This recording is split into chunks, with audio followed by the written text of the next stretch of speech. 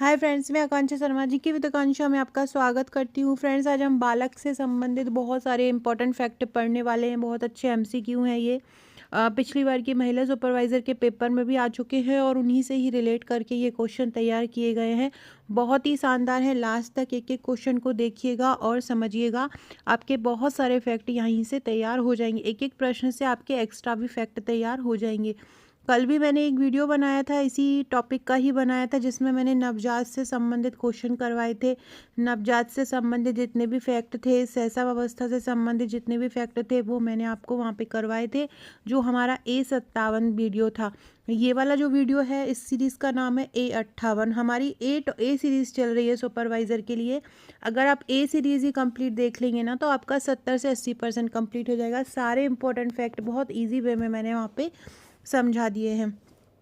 पहला क्वेश्चन है, किस अवस्था में बच्चों को हर्ष का सबसे पहले अनुभव होता है। देखो, जब बच्चा पैदा होता है तो उसमें उत्तेजना नामक संवेग होता है। सर्वप्रथम जो संवेग होता है वो उत्तेजना होता है, जिसे ब्रिजेज ने बताया था। ब्रिजेज जिन्होंने संवेगों का वर्णन किया है, उन्होंने बताया कि जब बच्चा पैदा होता है तो उसमें उत्तेजना नामक संवेग होता है। फिर धीरे धीरे उसमें दूसरे जैसे कि कष्ट हुआ, आनंद हुआ, ये सारी चीज़ें उसमें आती हैं। लेकिन हर्ष, जब खुशी, बहुत ज़्यादा उल्लास, ये कब बच्चे में सबसे पहले अनुभव होता है, तो ये होता है 24 महीने में। बच्चा जब 2 साल का हो जाता है, 24 महीने मतलब 2 साल या 2 वर्ष, जब बच्चा 2 वर्ष का हो जाता है तो उसको हर्ष का सबसे पहले अनुभव होता है। कब? जब बच्चा 24 माह का या 2 वर्ष का हो जाता है। अगला है, आउटलाइन ऑफ साइकोलॉजी किसकी पुस्तक है? विलियम मैकडूगल, थॉर्नडाइक, वाटसन या जॉनसन। आउटलाइन ऑफ साइकोलॉजी जो पुस्तक है वो विलियम मैकडूगल है। इन्होंने भी संवेगों का वर्णन किया है। इन्होंने 14 प्रकार के संवेग बताए हैं मैकडूगल ने। इनकी पुस्तक का नाम क्या है? Outline of psychology. Outline of psychology किसकी पुस्तक है? विलियम मैकडूगल की है। थॉर्नडाइक अमेरिकी एक वैज्ञानिक थे, इन्होंने बिल्ली पर प्रयोग किया है। वॉटसन जो थे, इनको व्यवहारवाद का जनक कहा जाता है। वॉटसन को क्या कहा जाता है? व्यवहारवाद का जनक कहा जाता है। और आउटलाइन ऑफ साइकोलॉजी किसकी पुस्तक है? विलियम मैकडूगल की है। अगला है, मैकडूगल ने किस संवेग को सबसे महत्वपूर्ण बताया है? तो संवेग क्या होते हैं और मूल प्रवृत्ति क्या होती है, को मैकडूगल ने मेन जो परिभाषा दी है वो मूल प्रवृत्ति की दी है। अब क्वेश्चन आता है कि मूल प्रवृत्ति सिद्धांत किसने दिया है, तो इन्हीं का ही नाम आता है मैकडूगल। मैकडूगल ने मूल प्रवृत्ति का सिद्धांत दिया है। क्या होता है ना, संवेग, जैसे ही हमें कोई संवेग हुआ और उसके बाद जो हम प्रतिक्रिया देते हैं उसको हम मूल प्रवृत्ति कहते हैं। जैसे कि मैंने आपसे कोई क्वेश्चन पूछा, मैंने आपको कोई चीज़ समझाई और उसके बाद मैंने आपसे क्वेश्चन पूछा, तो आपने अपना दिमाग लगाया और तुरंत उत्तर दिया, तो उसको मूल प्रवृत्ति बोलेंगे। जैसे कि आपने कोई चीज़ डरावनी देखी और डरावनी चीज़ देख के आपने तुरंत उस पर रिएक्शन दिया, हो ऐसे, अरे ऐसा कुछ करके, मतलब एक रिएक्शन दिया, जो आपने उसका जो उससे प्रेरित होकर, जो उस संवेग से प्रेरित होकर आपने जो भी चीज़ बाहर निकाली, उसको हम बोलते हैं मूल प्रवृत्ति। मैकडूगल ने सबसे जो महत्वपूर्ण मूल प्रवृत्ति बताई है वो भय को बताया है। भय, जिसको हम डर बोलते हैं, मैकडूगल ने भय को ही सबसे महत्वपूर्ण बताया है। मैकडूगल ने किस संवेग को सबसे महत्वपूर्ण बताया है? भय या डर संवेग को सबसे महत्वपूर्ण बताया है मैकडूगल ने, याद रखिएगा। अगला है, संवेग में सामान्यतः कितने तत्व माने जाते हैं? तो संवेग के 3 तत्व माने जाते हैं। संवेग के कितने तत्व माने जाते हैं? 3 तत्व संवेग के माने जाते हैं। एक होता है दैहिक तत्व। संवेग का एक तत्व क्या होता है? दैहिक। दैहिक से मतलब क्या होता है कि अगर कोई कुछ कुछ मतलब, जैसे किसी किसी को क्या होता है, ब्लड प्रेशर की शिकायत होती है, हाई बीपी हो जाता है, उसको हार्ट बीट बढ़ जाती है। तो कोई टेंशन अगर हो जाती है किसी को, कोई क्रोध में हो जाता है, कभी डर, कभी कभी आपने देखा होगा कि बहुत ज़्यादा काम कर लेने से, बहुत ज़्यादा वर्कलोड लेने से या टेंशन लेने से भी आजकल हार्ट अटैक आ जाता है, जो हार्ट बीट बढ़ जाती है, या भय, किसी चीज़ का एकदम से डर बैठ जाए, या एकदम से कोई गलत चीज़ हमारे सामने आ जाती है, कोई जीव गलत आ जाता है हमारे सामने, तो हमें एकदम से डर लग जाता है। तो उसके कारण जो हमारे अंदर जो शरीर में जो परिवर्तन होते हैं वो दैहिक संवेग के अंतर्गत आते हैं। दूसरा जो संवेग होता है वो संज्ञानात्मक संवेग होता है। संज्ञानात्मक संवेग मतलब होता है कि कोई चीज़ हम जैसे याद कर रहे हैं, किसी चीज़ की हमें इच्छा कर रहे हैं कि यार ये हमारे पास इच्छा होनी चाहिए, ये हमारे पास चीज़ होनी चाहिए, तो वो जो तत्व होता है ना, संवेग जो होता है ना, वो संज्ञानात्मक संवेग होता है। इसके बाद तीसरा होता है व्यवहारात्मक संवेग। तीसरा कौन सा होता है? व्यवहारात्मक संवेग होता है जैसे कि प्रेस करना, किसी के प्रति प्रेम प्रेस करना, किसी के प्रति नफरत पेश करना, ये सारी जो चीज़ें होती हैं ये व्यवहारिक तत्व में माने जाते हैं। इस प्रकार 3 तत्व होते हैं, दैहिक, संज्ञानात्मक और व्यवहारात्मक। ये 3 तत्व संवेग के मेनली माने जाते हैं। अगला क्वेश्चन है, रॉस ने भी संवेग का वर्णन किया है। रॉस ने संवेग के कितने प्रकार बताए हैं? फ्रेंड्स, एक और सबसे महत्वपूर्ण बात, अगर आपने अभी तक हमारे इंस्टाग्राम को नहीं देखा है तो एक बार जाके पहले देख लीजिए। अगर आपको लगता है कि यहाँ पे क्वेश्चन बहुत शानदार है, बिल्कुल निःशुल्क एडवांस लेवल के एमसीक्यू आपको मिल रहे हैं, तो उसको जाके फॉलो कर लीजिएगा। वहाँ निःशुल्क में क्वेश्चन डाल रही हूँ, बहुत एडवांस लेवल के एमसीक्यू हैं, पोस्टर हैं, चार्ट हैं, तो ये सारा आपको वहाँ पे मिल जाएगा। तो अगर आपने अभी तक नहीं देखा है तो उसको ज़रूर देख लीजिएगा। आकांक्षा 1957 आपको इंस्टाग्राम में सर्च बटन में डालना है, AKANKSHA1957। कमेंट बॉक्स में भी मैं लिंक डाल दूंगी, तो आप वहाँ से भी इसको ज्वाइन कर सकते हैं। बहुत शानदार शानदार आपको यहाँ पे प्रश्न मिलेंगे। रॉस के अनुसार संवेग के कितने प्रकार होते हैं? तो रॉस ने 3 प्रकार के संवेगों का वर्णन किया है। कौन कौन से का किया है? एक तो होता है ज्ञानात्मक, ज्ञान से कोई संवेग उत्पन्न, कोई चीज़ याद करना। एक होता है भावनात्मक, किसी का सुन के दुख होना, किसी का बुरा हुआ उसको सुन के दुख होना, किसी का अच्छा सुन के खुशी होना। एक होता है क्रियात्मक। 3 प्रकार के संवेगों का जो वर्णन है वो किसने किया है? वो रॉस ने किया है। रॉस के अनुसार संवेग कितने प्रकार के होते हैं? तो रॉस के अनुसार संवेग कितने प्रकार के होते हैं? 3 प्रकार के होते हैं, ज्ञानात्मक, भावात्मक और क्रियात्मक। अगला है, एक रॉबर्ट प्लुटचिक थे, उन्होंने भी संवेगों का वर्णन किया है। उन्होंने कितने प्रकार के संवेगों का वर्णन किया है? उन्होंने 8 प्रकार के संवेगों का वर्णन किया है। सबसे पहला डर, खुशी, जो मेन होते ही हैं हर व्यक्ति में, उदासी, उम्मीद, क्रोध, आश्चर्य, घृणा और किसी चीज़ की अनुमति या स्वीकृति देना। ये 6 प्रकार के संवेग का वर्णन रॉबर्ट प्लुटचिक ने किया है। रॉबर्ट प्लुटचिक ने कितने प्रकार के संवेगों का वर्णन किया है? 8 प्रकार के संवेगों का वर्णन रॉबर्ट प्लुटचिक ने किया है। अगला है, जेम्स ड्रेवर के अनुसार कितने प्रकार के संवेग होते हैं? जेम्स ड्रेवर ने कितने प्रकार के संवेगों का वर्णन किया है? तो जो जेम्स ड्रेवर थे, उन्होंने 2 प्रकार के संवेगों का वर्णन किया है। जेम्स ड्रेवर ने कितने प्रकार के संवेगों का वर्णन किया है? 2 प्रकार के। एक तो है स्थूल संवेग और दूसरा है सूक्ष्म संवेग। स्थूल संवेग वो होते हैं जो अधिक मात्रा में होते हैं। स्थूल संवेग क्या होते हैं? जो अधिक मात्रा में होते हैं। और सूक्ष्म संवेग क्या होते हैं? जो कि कम मात्रा में होते हैं। स्थूल संवेग वो होते हैं जो कि अधिक मात्रा में होते हैं, और सूक्ष्म संवेग क्या होते हैं? जो कि कम मात्रा में होते हैं। अधिक आवृत्ति जैसे कि प्रेम बहुत ज़्यादा होता है, क्रोध होता है, भय होता है, ये ज़्यादा होते हैं। कम मात्रा में जैसे कि नैतिकता होती है, बौद्धिकता होती है, कम मात्रा में होती है, तो ये सूक्ष्म संवेग माने जाते हैं।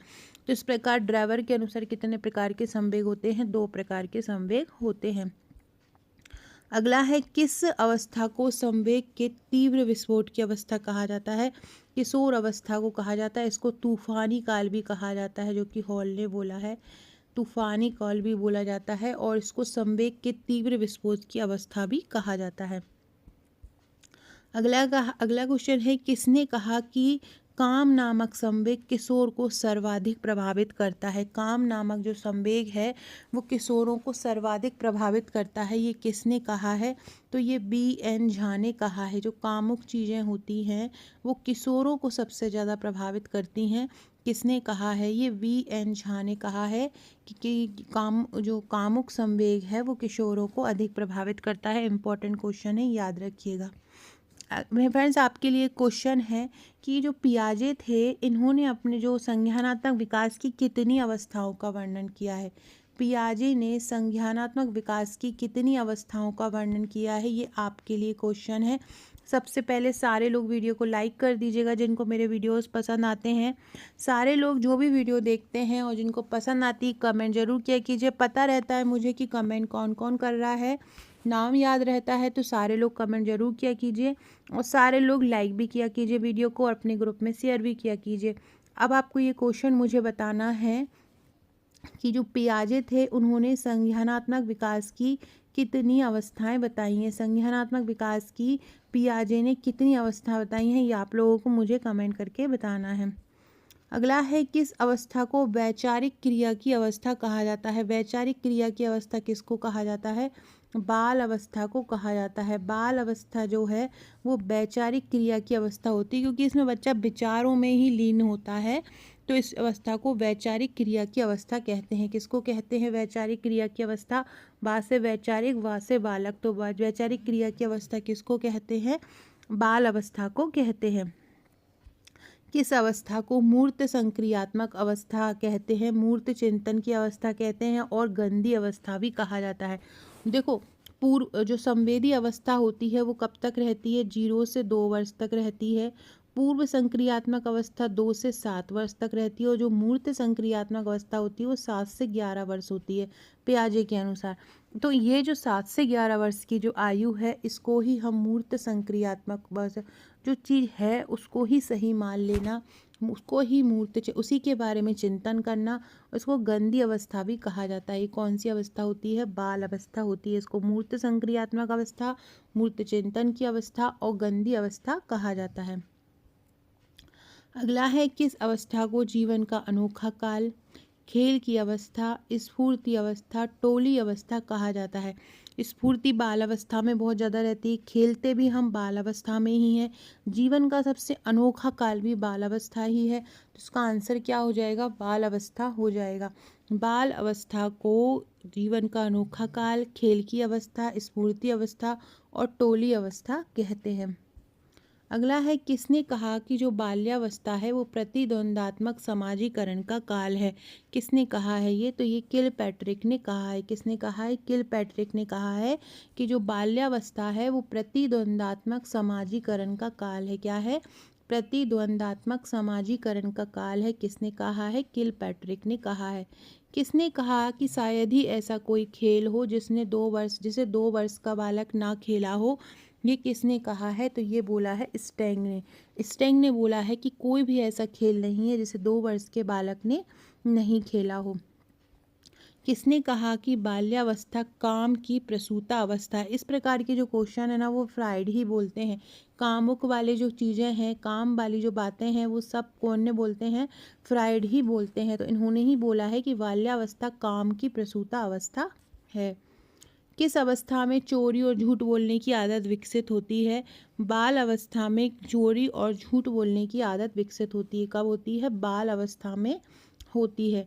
12 वर्ष की बालिका की लंबाई कितनी होती है? जब 12 वर्ष, देखो 12 वर्ष की जो उम्र होती है वो ऐसी होती है, 10 से 12 वर्ष की उम्र, कि उसमें क्या होता है, बालिका की लंबाई बालक से ज़्यादा हो जाती है। बालिका की लंबाई ज़्यादा हो जाती है 139 सेंटीमीटर और लड़के की होती है 138 सेंटीमीटर। लड़का 138 सेंटीमीटर का और लड़की कितने की हो जाती है? 139 सेंटीमीटर की हो जाती है।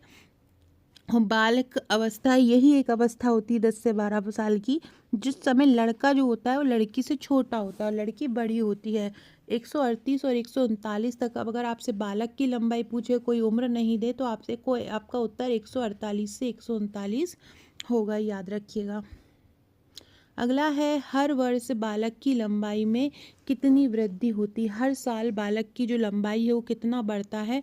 5 से 6 सेंटीमीटर बढ़ता है। हर साल बालक कितना बढ़ता है? 5 से 6 सेंटीमीटर बढ़ता है। एक बालक की 6 वर्ष में लंबाई कितनी होती है? जब बालक 6 वर्ष का हो जाता है तो उसकी लंबाई कितनी हो जाती है? 107 से 108 सेंटीमीटर। 6 वर्ष में बालक कितना होता है? 107 से 108 सेंटीमीटर होता है। बालक जब नवजात होता है, जब बालक पैदा होता है, बालक से मतलब यहाँ बालक बालिका दोनों आ जाएगा, तो जब ये पैदा होते हैं तो उसकी लंबाई क्या होती है? एवरेज माने तो हम 48 से 50 सेंटीमीटर तक होती है। ये एक एवरेज हाइट होती है। 4 वर्ष का जब बच्चा होता है तो उसकी लंबाई जो होती है वो दुगनी हो जाती है। 4 वर्ष में लंबाई क्या होती है, लगभग 100 सेंटीमीटर हो जाती है, और 6 वर्ष में कितनी हो जाती है, 107 से 108 हो जाती है। और जब 13 वर्ष का होता है, 13 वर्ष का होता है जब बच्चा, तो उसकी लंबाई जो होती है उसकी जन्म की लंबाई की तिगनी हो जाती है। अगर जन्म में 50 सेंटीमीटर का है तो 13 साल में वो कितना हो जाएगा, 150 सेंटीमीटर का हो जाएगा। तो जो लंबाई जो है 6 वर्ष में कितनी हो जाएगी, 107 से 108 सेंटीमीटर। नवजात की लंबाई कितनी होती है, न्यू नेटल नवजात जो बच्चा होता है उसकी कितनी होती है, 48 से 50 सेंटीमीटर होती है। 4 साल का जब बच्चा होता है, 4 साल में क्या हो जाती है, 4 साल में उसकी लंबाई दोगुनी हो जाती है। और जब वो 13 साल का होता है तो 13 साल में क्या हो जाती है, तिगुनी हो जाती है। यहीं अगर वजन की बात करें, लंबाई के कंपैरिजन में वजन बहुत तीव्रता से बढ़ता है। बच्चे का वजन 6 महीने में दोगुना हो जाता है, और जब जिस जिस जिस वजन से वो पैदा होता है उसके 6 महीने में दोगुना हो जाता है, और 1 साल में वो तिगुना ही हो जाता है ना। तो याद रखिएगा। अगला क्वेश्चन है फ्रेंड्स, ये मेरे सुपरवाइज़र के नोट्स हैं। अगर आप हार्ड कॉपी से पढ़ना चाहते हैं तो आप हमारी ये 7 बुकलेट ऑर्डर कर सकते हैं। लेकिन अगर आप हमारा ऑनलाइन बैच लेना चाहते हैं, मैं सजेस्ट करूँगी ऑनलाइन के लिए, क्योंकि ऑनलाइन मैं खुद तैयारी करा रही हूँ, आपकी बहुत ही शानदार तैयारी करा रही हूँ। टॉपिक वाइज एक एक टॉपिक को क्लियर हर फैक्ट बहुत इजी लैंग्वेज में करवा रही हूँ। कठिन टॉपिक है, कोई डेट है, कोई डाटा है, आईसीएमआर रिपोर्ट है, योजनाओं की डेट है, ये सारी कुछ हम ट्रिक द्वारा करा रहे हैं। ट्रिक क्या होती है ना, दिमाग में बहुत जल्दी याद हो जाती है। बाल विकास का सीडीपी वाला ही चैप्टर देखें तो उसके भी सिद्धांत को मैं ट्रिक द्वारा करा रही हूँ, तो वो याद बहुत जल्दी हो जाता है। विद हमारे ऑडियो लेक्चर्स रहते हैं, ऑडियो को सुनकर भी याद हो जाता है। तो और इसके अलावा हम क्या दे रहे हैं, ये तो हमारा टॉपिक वाइज हम दे ही रहे हैं, सरल तरीके से चित्रात्मक बनी हुई पीडीएफ दे ही रहे हैं। उसके अलावा हम 100 प्रैक्टिस सेट आपको देंगे एग्ज़ाम तक, 1000 सीडीपी के एमसीक्यू देंगे, 1000 आईसीएमआर के एमसीक्यू देंगे, डेली टॉपिक वाइज टेस्ट। हमारा जो ग्रुप है उसकी सबसे खासियत बात यह है कि हम कोई वीकली में एक दिन टेस्ट नहीं लेते, हम या तो दिन डेली लेते हैं या अल्टरनेट डेज पे लेते हैं। एक दिन टॉपिक तैयार होता है और अगले दिन टेस्ट होता है। बहुत ही शानदार टॉपिक्स का टेस्ट होता है। हर टॉपिक, छोटे से छोटा टॉपिक होगा ना उसका भी पूरा, जैसे कि हमने एड्स का ही लिया है तो हमने एड्स के भी करीब हमारे स्टूडेंट को 70 से 80 जो टॉप क्वेश्चन है वो कंप्लीट करवाए हैं। कोई भी टॉपिक हो, मलेरिया भी अगर हम लेंगे तो मलेरिया के भी करीब 100 प्रश्न तैयार होंगे। तो इस प्रकार से एक एक छोटे से छोटा टॉपिक हम बहुत इजी लैंग्वेज में तैयार करवा रहे हैं। तो अगर सुपरवाइज़र का एग्ज़ाम इतने सालों में एक बार आ रहा है, आपने कहीं का भी कोर्स लिया हो, आप हमारा एक बार ऑनलाइन पैकेज ले लीजिए। बहुत शानदार, आपको पढ़ने से बहुत अच्छा लगेगा, एकदम से मोटिवेशन मिलेगा और आपको मन लगेगा। क्योंकि लड़कियां टेस्ट देती हैं, जब आप उनको देखोगे कि वो इतना ग्रो कर रही हैं, उनके इतने अच्छे मार्क्स आ रहे हैं, तो आप खुद भी सोचोगे कि हमारे भी अच्छे मार्क्स आएँ, और आप बहुत अच्छा कर पाओगे। चाहे प्रबंधन हो चाहे योजना हो, योजना हम करीब आपको ये 500 प्लस तो एक विभाग की योजना है, करीब हम आपको 5000 योजनाएं करवा देंगे विद करंट की। जो अभी आजकल में रोज की भी जो योजनाएं आती हैं ना, वो भी हम कराते जा रहे हैं। सुपरवाइजर का 11000 एक प्रश्नों का प्रश्न बैंक दिया जाएगा। 70 से 80 हज़ार प्रश्न हम करवाएंगे। अधिनियम धारा ट्रिक द्वारा होंगी। जितने भी अधिनियम है, हमारे स्टूडेंट को अधिनियम अब कठिन नहीं लगता है, क्योंकि हम धाराओं द्वारा उनको ट्रिक्स को धाराओं द्वारा याद करवाते हैं, मतलब धाराओं को ट्रिक द्वारा याद करवा देते हैं, तो वो बहुत जल्दी से याद हो जाता है। बहुत पूरा सिलेबस जो है हमारा बहुत कम समय में तैयार हो जाएगा। 24/7 हमारे व्हाट्सएप ग्रुप पे तैयारी होती है। इसमें हम 3 ग्रुप आपको प्रोवाइड कराते हैं। एक 2 टेलीग्राम ग्रुप रहता है और एक व्हाट्सएप ग्रुप रहता है। टेलीग्राम में एक टेस्ट ग्रुप रहता है और एक पीडीएफ ग्रुप रहता है, जहाँ पे हम पीडीएफ देते हैं। तो अगर आप ये लेना चाहते हैं तो आपको 799 का पेमेंट करना है। आपको क्या करना है, मुझे व्हाट्सअप करके बोलना है कि आपको ऑनलाइन पैकेज लेना है। मैं पेमेंट नंबर दूंगी, देन आपको पेमेंट करना है। जैसे ही आपका पेमेंट आएगा मैं आपको ग्रुप में ऐड कर लूँगी। आपको टॉपिक मिल जाएगा कि जो टॉपिक तैयार हो रहा होगा हमारे ग्रुप में, और आपको अगले दिन टेस्ट देने मिल जाएगा। इसके अलावा अगर आपके पास नोट्स मंगवाना चाहते हैं, अगर आपके पास कोई नोट्स नहीं है, आप हमारी हार्ड कॉपी मंगाना चाहते हैं, तो आप हमारी ये हार्ड कॉपी मंगा सकते हैं। इसका चार्ज 1599 है, प्लस इसमें 100 कुरियर है, तो 100 रुपये इसका कुरियर चार्ज रहेगा। टोटल 1699 रहेगा। इस प्रकार से ये टोटल 7 बुकलेट आपको दी जाती हैं। इसमें एक एमसीक्यू बुकलेट भी रहती है, एक वन लाइनर बुकलेट रहती है, और 5 इसमें थ्योरी बुकलेट रहती हैं। बहुत शानदार ये नोट्स हैं, इजी लैंग्वेज में है। बट आपके पास अगर कोई बुक्स है, नोट्स हैं, तो आप हमारा ये ऑनलाइन पैकेज ले लीजिए, बहुत बेस्ट है ये भी। अगला है हृदय की धड़कन शैशव अवस्था में कितनी होती है? तो 140 से 160 प्रति मिनट हृदय की धड़कन शैशव अवस्था में होती है। शैशव अवस्था कितने वर्ष होती है? 0 से 2 वर्ष की जो अवस्था है वो शैशव अवस्था कहलाती है। अगला है हृदय की जो धड़कन होती है वो बाल अवस्था में कितनी होती है? हृदय की जो धड़कन है बाल अवस्था में 100 बार प्रति मिनट, मतलब हृदय की जो धड़कन होती कितनी होती है? 100 बीट प्रति मिनट होती है बाल अवस्था में। जैसे कि शैशव अवस्था में कितनी होती है? 140 पर मिनट होती है। ऐसे ही बालक अवस्था में 100 पर मिनट होती है। और वयस्क अवस्था में या प्रौढ़ अवस्था में हमारा हृदय कितने बार धड़कता है? 72 बार धड़कता है। अगला है किसने कहा कि जब बालक 6 वर्ष का हो जाता है तब उसका मानसिक विकास पूर्ण हो जाता है? ये किसने कहा था? ये क्रो एंड क्रो ने कहा था। किसने कहा था? क्रो एंड क्रो ने कहा था कि जब बालक 6 वर्ष का हो जाता है तब उसका मानसिक योग्यता जो होता है वो पूरा हो जाता है और 3 वर्ष में उसका जो विकास होता है वो आधा हो जाता है। 3 वर्ष में क्या होता है? आधा हो जाता है और 6 वर्ष में पूर्ण हो जाता है, मतलब 90% पूर्ण हो जाता है। शैशव अवस्था में मांसपेशियां कुल शरीर का कितना प्रतिशत होती हैं? 23 से 25% होती हैं। शैशव अवस्था में मांसपेशियां कितनी होती हैं? 23 से 25% होती हैं शैशव अवस्था में।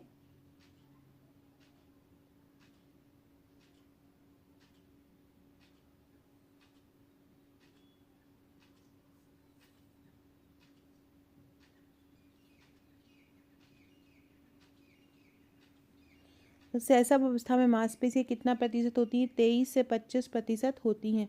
बाल अवस्था में मांसपेशियां कुल शरीर का कितना प्रतिशत होती हैं? बाल अवस्था में जो मांसपेशियां हैं कुल शरीर का 30 से 35% होती हैं। किशोर अवस्था में मांसपेशियां कुल शरीर का कितना प्रतिशत होती हैं? किशोर अवस्था में जो मांसपेशियां होती हैं वो 60 से 65% होती हैं। मतलब शैशव अवस्था में 23 से 25% होती हैं, बाल अवस्था में 30 से 35% होती हैं और 60 से 65% कितनी कब होती हैं? किशोर अवस्था में होती हैं, याद रखिएगा। किस वर्ष तक बच्चा 13 से 14 तक गिनती गिन लेता है? कौन सी ऐसी अवस्था आती है जब बच्चा 13 से 14 तक गिन लेता है? तो जब बच्चा 6 साल का हो जाता है तो वो 13 से 14 तक गिनती गिन लेता है। अगला है कितने वर्ष का बच्चा कहानी, अर्थ और प्रश्न करने लगता है? कहानी का अर्थ और प्रश्न करने लगता है। तो जब बच्चा 9 साल का हो जाता है तो वो कहानियों का अर्थ भी समझने लगता है और वो कहानी से संबंधित प्रश्न भी पूछने लगता है।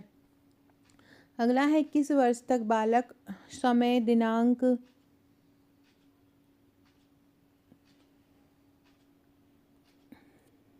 ये बच्चा कहानी और अर्थ जो समझने लगता है वो 8 से 9, 8 भी आंसर होगा ना तो भी आपका सही हो जाएगा।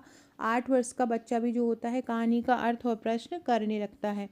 अगला है किस वर्ष तक बालक समय, दिनांक, दिन, वर्ष, माप, तौल, द्रव्यमान, आयतन आदि विषय को समझने लगता है? तो जब बच्चा 9 साल का हो जाता है तो वो द्रव्यमान, आयतन, ये विषय, सारी चीज़ों को समझने लगता है। किसने कहा कि बाल्यावस्था आश्चर्यजनक व्यवहार की अवस्था है? किसने कहा है कि आश्चर्यजनक व्यवहार की अवस्था है बाल्यावस्था?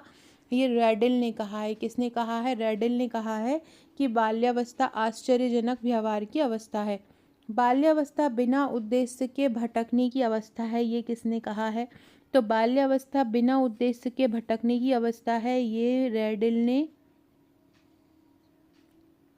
ये वर्ट ने कहा है। किसने कहा है? वर्ट ने। बाल्यावस्था बिना उद्देश्य के भटकने की अवस्था है, ये किसने कहा है? ये वर्ट ने कहा है। किसने कहा है? वर्ट ने कहा है कि बाल्यावस्था बिना उद्देश्य के भटकने की अवस्था है। बाल्यावस्था को जीवन का निर्माणकारी काल किसने कहा? बाल्यावस्था को जीवन का निर्माणकारी काल कहा है सिगमंड फ्राइड ने। सिगमंड फ्राइड ने बोला है कि बाल्यावस्था जीवन का निर्माणकारी काल है। किस अवस्था को बादशाह की आयु और संस्कारों के निर्माण की आयु कहा जाता है? शैशव अवस्था को बादशाह की आयु और संस्कारों के निर्माण की आयु कहा जाता है।